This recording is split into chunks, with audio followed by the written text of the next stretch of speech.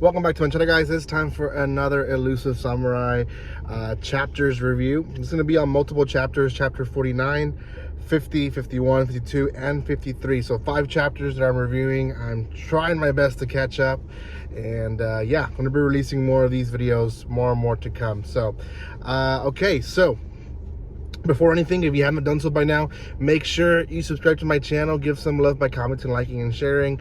You guys can also follow me on social media. Give some love there as well. And you guys can also check out my description below to buy some cheap manga online. And I promise you, it's worth it. Okay, let's talk about these chapters. They're kind of all connect to each other, and we kind of have this story of Tokioki with his retainers and his uncle, and they are traveling to the capital. And the first chapter, it's basically them traveling there, and there's this whole comedy relief of one of the retainers. Basically, he eats a lot, and he basically ate through his money before even getting to the city. And you have the one that saves money, and so on and so forth. So there's a lot of comedy relief in the beginning of the episode, and I really like that. Or sorry, the beginning of this kind of section, and I really like that because it just kind of adds to the seriousness of the story. When they get there, the uncle separates, and he goes to talk with a specific guy who all we know was wanting to help the revolution, and essentially also throw away the government that is in the area at the time. So they do without him, and then we have Tokioki's retainers basically exploring Kyo and having fun in the capital. And one of his retainers, Genba, separates, and they end up finding him later on butt naked. And he thought he was going to a brothel, but he actually ended up in a gambling place and essentially lost all the money that he had, and even ended up owing money, which basically puts him in a position where he needs to go, or he becomes almost a slave to the girl. Now, this girl is called Mima, and she's a new character to the story itself. Mima is the daughter of a strong warrior who we later find out is called Sasaki, who is almost the right hand of Kiyohara. Sorry, not Kiyohara. Takauju. And they're hard names to pronounce. Anyways, one of the leaders of the capital, essentially. He's an important guy, an important soldier, right? So Mima gambles, and she gambles with god spirits. Essentially, she makes it where the dice fall where she wants them to fall, and she ends up playing against one of the retainers of Tokioki, and it's the girl, and she uses her Suwa temple powers as well to manipulate the dice.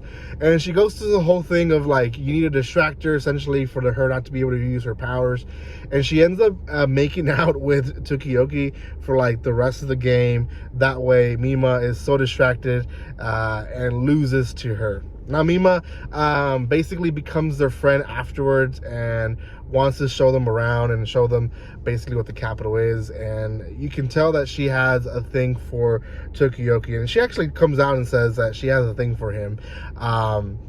And for a few chapters, or at least for one chapter, we see them traveling and just kind of them seeing the capital, learning about some stories and how some soldiers have accomplished some stuff already in the new reign and stuff like that. So they're obviously hearing about the enemy. They find out that who she is there, who she's the daughter of the emperor. And then at the end of that chapter, we have Kiyohara, who was part of the last battle that we saw for a while, who lost, and he's there begging Takuojo for support. Now, I don't really understand what happens, but I could almost swear that he killed him. He poisoned them or something, and he basically killed him. From chapter 52 to 53, we kind of see him stiff and not really moving, so I think he's dead.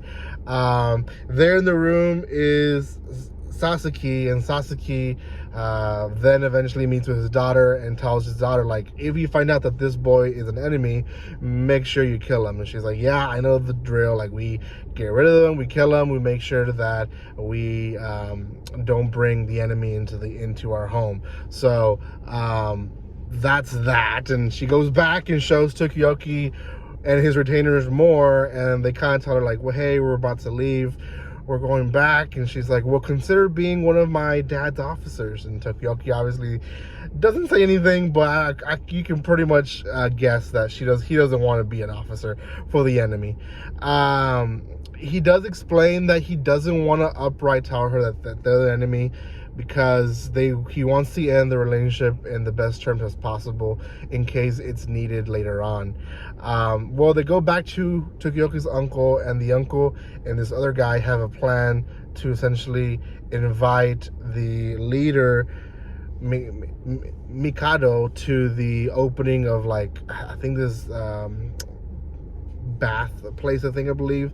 And the moment that he comes in, the floor opens and he falls into all these swords, and essentially killing him would be the first act to their revolution.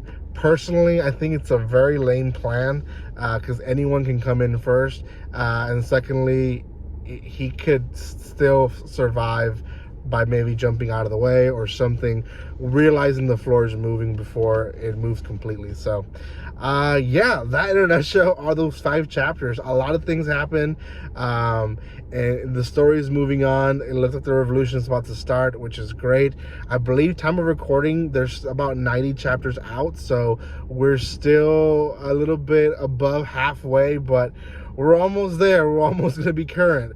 I promise I'm reviewing and reading as much as possible so I can release more and more videos for you guys. So thank you guys so much for watching this. If you haven't done so by now, make sure you subscribe. Thank you, Lee, for suggesting this series. I know you're one of the ones that loves this series, so thank you again. And like always, don't be strangers. See you guys.